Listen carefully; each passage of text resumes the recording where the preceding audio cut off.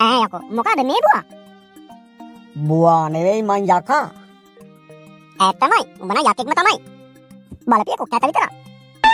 දැන් මොකටද මෙහෙ ආවේ? යකෝ මම මෙහෙ ඉන්නක කොහෙ ඉන්නද? මේක අපේ ගෙදර. උඹ කවුද? මොනවද අපේ ගෙදරට වෙලා කරන්නේ? මාව මෙහාට එක්කාවේ ලොකු මහත්තයා. ඒ මොකටද? මෙහෙ තියෙන වැඩ කරන්න. ශානියමයිනේ. ඒ කියන්නේ උඹ අපේ වැඩකාරයා. එතකොට ඔයා කවුද? මං උඹේ ලොකු මහත්තයාගේ පුතා. ඒක වෙන්න බෑ.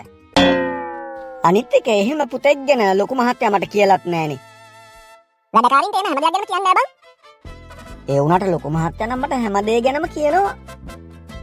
දැන් ඊළඟ උඹ කියන්නේ මම ලොකු මහත්තයාගේ පුතා නෙවෙයි කියලාද?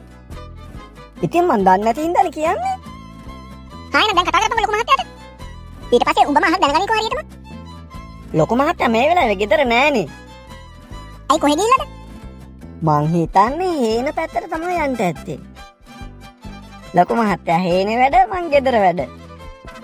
අනේ මම බැලුවා මොකද්ද මේ සද්දේ කියලා. කියන්නේම නැතුව පුතා ගෙදර ඇවිත් මේ.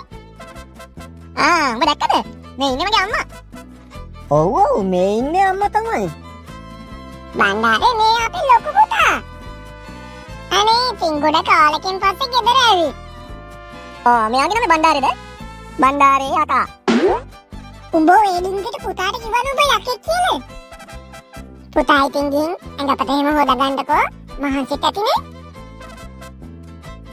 ඒ යකා මම ඔස් එකක් එහෙම දාගෙන එනකන් ඉඳපන්කෝ ඈ. අයි බම් බණ්ඩාරේ උඹ යකෙක් කියලා පුතාට කිව්වේ? මහත්තයා කිව්වා නේද උඹට ඔය ගැන කාත් එක්කවත් කතා කරන්න එපා කියලා? මට තරහ ගියා නෝනා. එයා කියනවා ලොකු මහත්තයා එයාගේ තාත්තලු. ඔව් ඉතින් බලපන් මං එයාගේ අම්මා. ඔව් ඉතින් ඒක ඇත්ත. මහත්තයා මගේ මිනිහා වුණාම ඒකගේ තාත්තා නෙවෙයිද යකෝ? නෑ. බණ්ඩාරේ සාද්ද කරන්ට කේන්ති ගන්න ඕනේ නෑ නෝනා.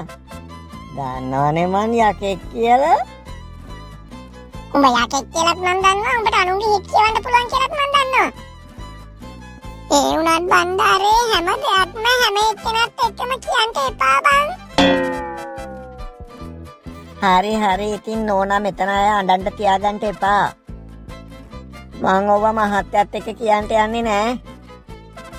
ආයෙනම් මට පොරොන්දුයක් මහත්තයත් එක්ක කියන්න නෑ කියලා. මම යකෙක් කිව්වොත් කිව්වා. අය පොරොන්දු වෙන්න දෙයක් නෑ. හැබැයි ඉතින් නෝනා නම් පොරොන්දුව කඩ කෙරුවා. මොකද්ද මං කඩ කරපු පොරොන්දුව? ඇයි මට දෙනවයි කිව්ව කුකුලා? කෝ කුකුලා? උඹ ඔච්චර දේවල් කරන එකේ ඒ කාගේ හරි කොටුවකට පැනලා කුකුලෙක් අල්ලගනින්කෝ. ශිෂ්‍යෙක් නෝනා. යක්කු ඒ වගේ කැත වැඩ කරන්නේ. හොරකම් කරන්නේ නෑ. දෙන දෙයක් විතරයි බාරගන්නේ. හරි හරි. එතනම් මං උඹට කුකුලෙක් දෙනවාමයි.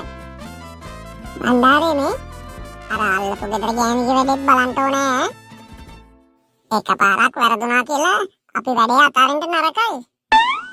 අනේ මන්දා මේ මනුස්ස ලෝකේ මිනිස්සුන්ට තියෙන්නේ මාර ප්‍රශ්න අප්පා. ඔය වැඩේ කරන්න ගිහිල්ලා එදා වගේ නෝනට කේන්ති ගියොත් එහෙම හැබැයි මං නම් ඔන්න වගකීම් බාරගන්නේ නෑ. මං දැන් භාවනා කරනවානේ. ඒ හින්දා මට කේන්ති යන්නේ නෑ. අනිත් එක මං ඔබට කුකුලෙක් දෙන්න පොරොන්දු වුණේ ඒ වැඩේ හරියට කෙරුවොත් නේ.